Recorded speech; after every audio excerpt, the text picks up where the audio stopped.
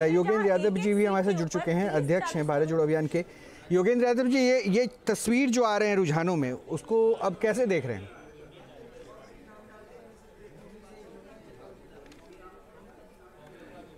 खासतौर पे महाराष्ट्र से जो तस्वीर आ रही है वो निश्चित ही निराशाजनक है। तो देखिए, मैं बार बार कहता हूँ और हर बार शुरुआत में ईमानदारी से कह देता हूँ, मैं कोई एक न्यूट्रल पॉलिटिकल ऑब्जर्वर नहीं हूँ। हम खुद एक्टिविस्ट हैं और इस चुनाव में हमने महाराष्ट्र में महाविकास युति का, वहाँ इंडिया गठबंधन का समर्थन किया था। महाराष्ट्र एक चुनाव है जो कि इंडिया गठबंधन को जीतना चाहिए था और झारखंड वो चुनाव था वो जीत सकता था। झारखंड में अभी भी जो आंकड़े मेरी आंख के सामने, उसके हिसाब से झारखंड में अभी भी कुछ भी हो सकता है, लेकिन महाराष्ट्र में महायुति ने बिल्कुल स्पष्ट बढ़त बढ़ा ली है और अब इसमें कोई संदेह नहीं है कि वहां बीजेपी और उसके सहयोगियों को स्पष्ट बहुमत मिल रहा है। अगर ऐसा है तो ये निश्चित ही निराशाजनक स्थिति है। चूंकि लोकसभा चुनाव में इंडिया गठबंधन को बड़ी सफलता मिली थी सीटों में, वोटों में सफलता बहुत कम थी, वोटों में फासला सिर्फ 1% का था, लेकिन एक जो साइकोलॉजिकल बूस्ट मिला था, मोरल बूस्ट मिला था महाराष्ट्र चुनाव के परिणाम के बाद इंडिया गठबंधन को महाराष्ट्र में, उस पर बिल्ड करते हुए उन्हें ये चुनाव जीतना चाहिए था। लेकिन मैं समझता हूं कि बाकी सब चीजें होंगी और अमूमन होता है कि जो जीत जाता है उसकी हर चाल को फिर सही बताया जाता है। सोचते हैं हम कि उसने जो कुछ किया सब बातें सही की। लेकिन एक चीज जरूर कहनी होगी कि महायुति चुनाव को चुनाव की तरह लड़ती है। उस रणनीति के साथ, जैसे एक जमाने में ऑस्ट्रेलिया की क्रिकेट टीम और इंडिया की क्रिकेट टीम में अंतर होता था ना, ऑस्ट्रेलिया के पास एक गेम प्लान होता था, उसके हिसाब से सब प्लेयर्स को डिप्लॉय किया जाता था और भारत की टीम के शानदार खिलाड़ी होते थे लेकिन अपनी सेंचुरी बनाने के चक्कर में रहते।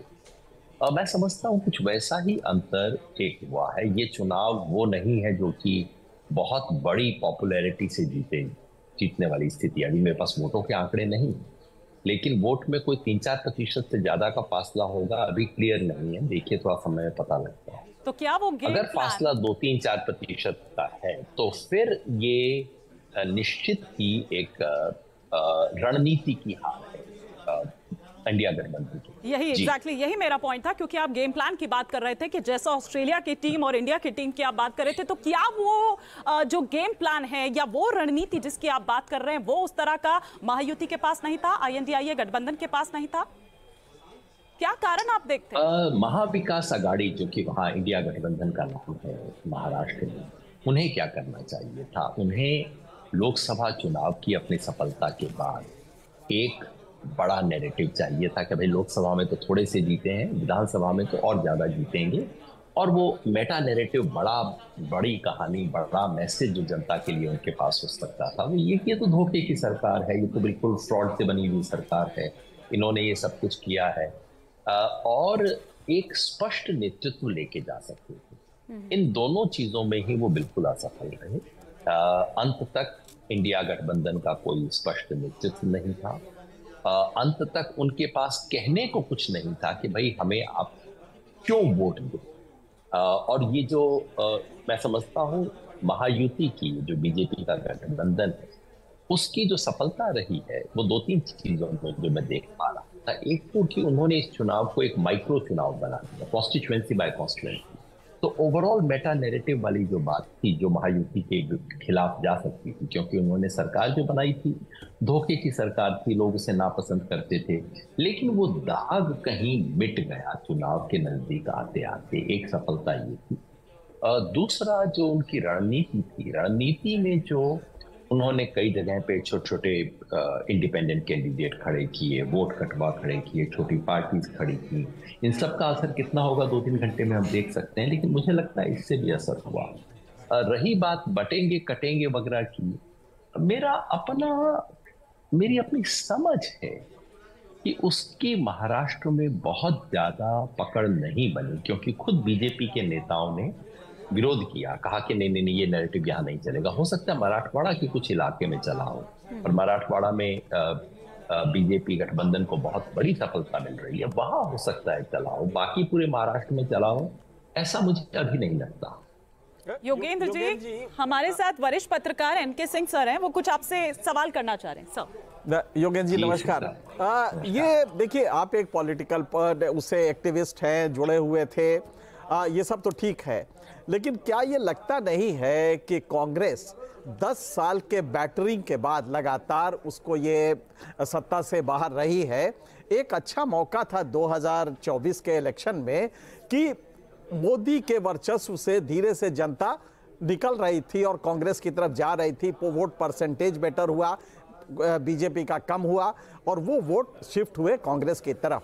तो ऐसा नहीं लगता है कि कांग्रेस में जो एक इनहेरेंट लिथार्जी है, जिसकी वजह यह है कि कैडर स्ट्रक्चर आपने नहीं डेवलप किया, आइडियोलॉजिकली जो एक नीचे तक ले जाना होता है जिससे मासेस मुतासिर होती है, वो आप नहीं कर पाए। और कुल मिला के जो पार्टी का कैरेक्टर होता है जिसमें हायरार्की होती है, सेकेंडरी टर्शियरी लीडरशिप होती है, कैडर स्ट्रक्चर होता है, वो आपका एक 10 साल से लगातार, और 10 साल क्यों कहे, एक लंबे समय से वो एक कमी रही है। और जब तक आप ये नहीं करेंगे, जनता को आप विकल्प नहीं दे पाएंगे, भरोसे का विकल्प जो होता है। तो अगर वो नाराज भी होती है बीजेपी के मिसडीड से, भोगे हुए यथार्थ से, जो महंगाई है, टमाटर के रेट्स है, दाल के रेट्स है, उससे वो नाराज है, लेकिन आप विकल्प नहीं दे पा रहे।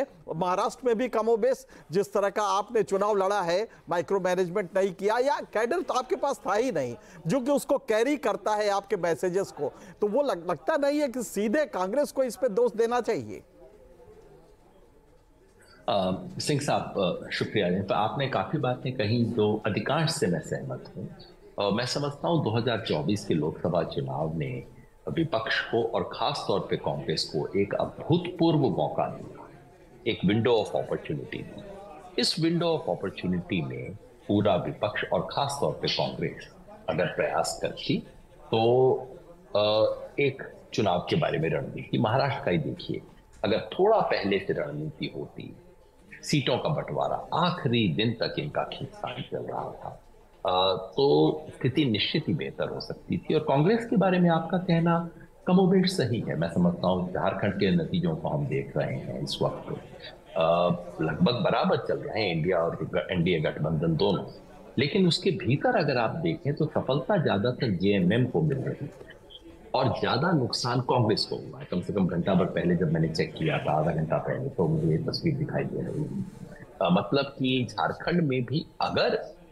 इंडिया गठबंधन की सरकार नहीं बनती है तो उसका ज्यादा बोझ कांग्रेस की विफलता पे पड़ेगा। महाराष्ट्र में मैं नहीं समझता कि मेरे ख्याल से अभी तक जो तस्वीर मुझे दिख रही है वो मोटे तौर पे तीनों गठबंधन, तीनों एलाइज लगभग बराबर कर रहे हैं। शायद शरद पवार की एनसीपी अपेक्षाकृत बेहतर कर रही है, लेकिन ये बात सही है कि सबसे बड़ी पार्टी होने के नाते महाराष्ट्र में कांग्रेस की जिम्मेवारी थी कि वो सबको एक साथ जोड़े, एक कुल मिला के रणनीति बनाए, जो कि महाराष्ट्र में कतई नहीं हो पाया। कांग्रेस का अपना सांगठनिक यूनिटी वो न तो महाराष्ट्र में दिख रही थी, झारखंड में भी नहीं दिख रही थी। झारखंड में तो कांग्रेस का कोई नेतृत्व ही नहीं था जो कि जनता के सामने था। तो ये बिल्कुल एक कुछ स्ट्रक्चर वीकनेसेस हैं। और आप सही कह रहे हैं, लोकसभा चुनाव ने एक दिया, लेकिन उसका फायदा शायद नहीं उठा कि मामला झारखंड में इतना अटका हुआ है। मान लीजिए वहां भी सरकार नहीं बनती है, क्योंकि जनता को फिर अंततः तो सिर्फ याद ही रहता है ना कौन जीता कौन हारा। 2 सीट के फासले से भी अगर झारखंड में सरकार नहीं बनती है तो मैसेज जाएगा कि भाई 3 विधानसभा चुनाव हुए, तीनों के अंदर हार गए, तीनों में जीत सकते थे। और उससे जो लोकसभा चुनाव के गेन्स थे वो सब एक तरह से मिट जाने की एक आशंका पैदा होती है। और इसके लिए प्राथमिक जिम्मेवारी कांग्रेस को ही लेनी पड़ेगी। इसके बाद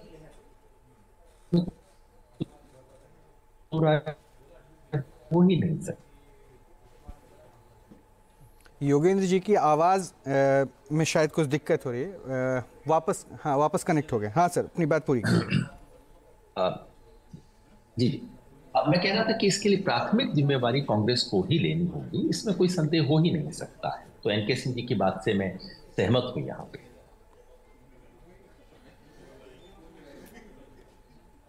जी, एक चीज और कि यहां से अगर आप देखें तो जैसे महाराष्ट्र में लग रहा है कि बीजेपी कॉम्बिनेशन जीत रहा है, झारखंड में भी कमोबेश शायद ये स्थिति बने, या थोड़ा बहुत हो सकता है, अभी तो फ्लूइड सिचुएशन हो सकता है।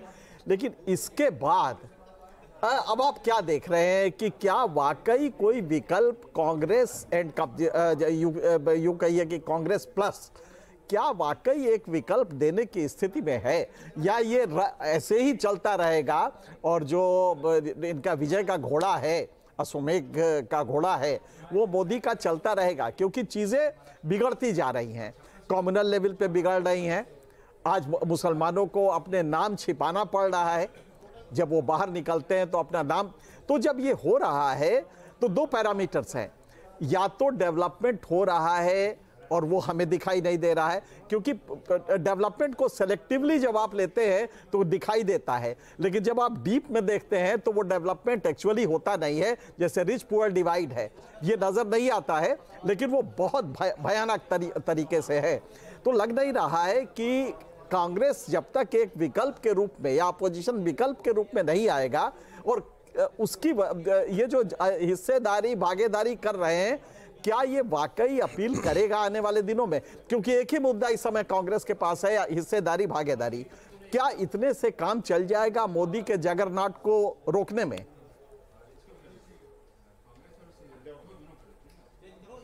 सिंह साहब, इसमें कोई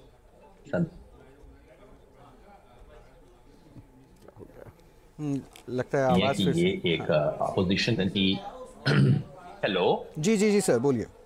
जी, आप सुन पा रहे हैं? हाँ, आवाज कट रही है बीच में, लेकिन आप बोलिए। है कि ये ऑपोजिशन के लिए अपने गिरेबान में झांकने का वक्त है, इसके बारे में कोई दो राय हो ही नहीं सकती।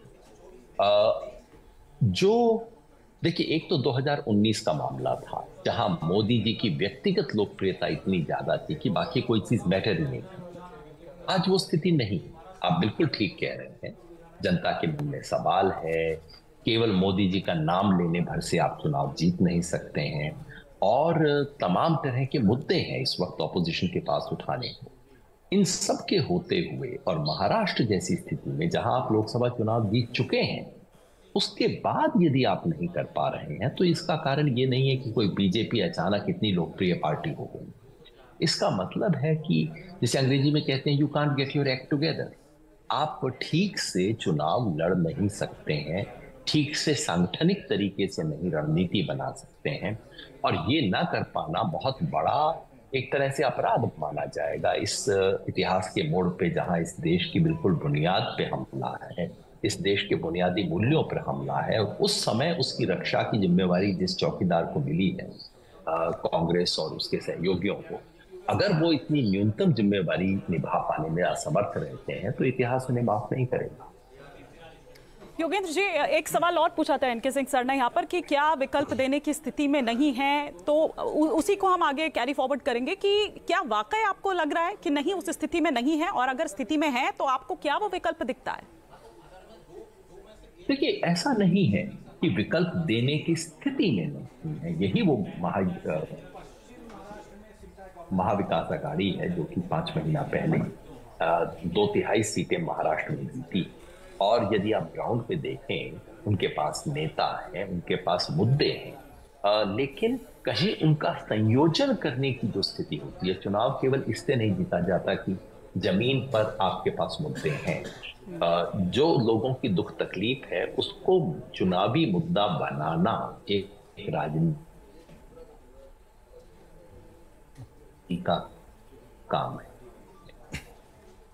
जो नेतृत्व जमीन पर है, उस जनता का असंतोष है, उस संतोष को वोट में बदलना राजनीति का काम है। काम करने में विपक्ष जो है असफल हो रहा है। ऐसा नहीं है कि विकल्प है नहीं, क्योंकि दोनों में, झारखंड में बिल्कुल एक स्पष्ट अलायंस है जो कि विकल्प, लेकिन वो जनता की नब्ज नहीं पकड़ पा रही है। अलायंस है, तो ऐसी स्थिति नहीं है कि कोई बिखरे हुए हैं वो सब, वो अपनी बातों को, अपने मुद्दों को उस तरह से जनता के बीच पहुंचा नहीं पा रहे, कनेक्ट नहीं कर रहे। जी, जैसा मैंने कहा कि महाराष्ट्र में महाविकास अघाड़ी जो है, लोकसभा चुनाव के बाद कोई नया नैरेटिव, ऐसा कुछ जो कि सीधे विधानसभा के मुद्दों से जुड़ता हो और जो बीजेपी सरकार की तरफ से महायुति की तरफ से जो बहुत बड़ी रिश्वत दी जा रही थी बहुत बड़े पैमाने पर, उसका शायद जिक्र हमारी इस बातचीत में नहीं हुआ है। जो लेटेस्ट स्कीम दी गई जिसके सहारे कोई 2 करोड़ से अधिक महिलाओं को 7,500 रुपए प्रति व्यक्ति अकाउंट में डाला गया, उसका मुकाबला करने के लिए, उसकी काट करने के लिए आपके पास कुछ नया नैरेटिव होना चाहिए। और वो महाविकास अघाड़ी जो है, इंडिया गठबंधन बिल्कुल बनाने में असफल रहा। तो बहुत बड़ी असफलता है, इसमें तो कोई संदेह नहीं हो सकता। अच्छा योगेंद्र जी, क्या इससे हम माने, क्योंकि देखिए हर चुनाव के नतीजे के बाद हम ये समीक्षा करते हैं और ये मान के चलते हैं कि एक स्टेटमेंट जो ऑलमोस्ट कॉमन रहता है कि ये मिसिंग था, इनकी स्ट्रैटेजी, बीजेपी की स्ट्रैटेजी पर भारी नहीं पड़ पाई, समीक्षा अच्छे से नहीं किया, शायद बैठकों के दौर में वो सोच नहीं पाए कि बीजेपी किस रणनीति पे जा रही। इतने बार हमने ये स्टेटमेंट सुना या कोट किया, उसके बावजूद भी अगर वो रिजल्ट कन्वर्जन नहीं हो पा रहा और अगली तैयारी में बीजेपी अभी से लग जाती है, कांग्रेस नहीं लग पा रही है, तो कहाँ कमी रह जा रही है? क्या वो चुनाव को चुनाव नहीं मान पा रहे हैं, या फिर जिस पैरामीटर पे बीजेपी अपने आप को लेके चल रही है, कांग्रेस को लगता है कि शायद उस पैरामीटर पे हम सेट नहीं कर पाएंगे? देखिए, मैं दोस्तों से उदाहरण देता हूँ, एक बड़ा साधारण सामने है, और एनके सिंह जी जिस पीढ़ी के हैं वो लोग समझेंगे। हमारे जमाने में यदि परीक्षा देनी होती थी, चाहे मेडिकल कॉलेज में, इंजीनियरिंग कॉलेज में, या 10वीं 12वीं की परीक्षा देनी होती थी, तो आप क्या करते थे? आप क्लास ठीक से अटेंड करते थे और जो टेक्स्ट बुक है, पाठ्य पुस्तक, उसको ठीक से पढ़ के चले जाते थे कि भाई एग्जाम देना है। उसके बाद आई कोटा क्रांति। कोटा मतलब कोटा में जो कोचिंग और ट्यूटोरियल वाली क्रांति आई, उसने पूरी तरह से चुनाव का चरित्र बदल दिया, चुनाव का चेहरा पूरी तरह से बदल दिया है ना। मैं समझता हूँ चुनाव लड़ने में भी कुछ इसी तरह का एक बुनियादी बदलाव आया। एक चुनाव पुराने जमाने का था जहां आप ठीक है कैंडिडेट दे दिया, जमीन पे थोड़ा प्रचार कर दिया, रैली कर दी, और दूसरा चुनाव लड़ने की पद्धति है जो कि बीजेपी ने पिछले 10 साल से इजाद की है, 10-15 साल। वो इतना मेटिकुलस है, इतना सिस्टमैटिक है, इसीलिए मैं ऑस्ट्रेलिया की क्रिकेट टीम की बात कर रहा हूं कि वो चुनाव को चुनाव की तरह से लड़ते हैं। और जब तक विपक्ष इंडिया गठबंधन ये नहीं सीख पाएगा, और सीखने का मतलब केवल एक मानसिक सीख नहीं है, क्योंकि ऐसा कुछ नहीं हुआ जो कि पिछले 4 महीने से दिख नहीं रहा था। बीजेपी की ऐसी कोई सीक्रेट रणनीति नहीं थी जिसका हर एक को पता नहीं था, सारे को पता था, हर रोज अखबार में खबरें छप रही थी। और बीजेपी चुनाव की तैयारी 2-4 साल पहले शुरू करती है, इसमें कोई छुपी हुई बात नहीं है। मतलब ये है कि कुल मिला के ऑपोजिशन इस तरह का कुछ एक न्यूनतम एक विल टू पावर, और उसके बाद एक मैकेनिज्म, एक अंडरस्टैंडिंग बना के एक स्पष्ट दिशा दे के नहीं लड़ पा रहा है, जिसमें इसे राजनीति में कोई दुर्भाग्य नहीं कहा जा सकता, इसको राजनीति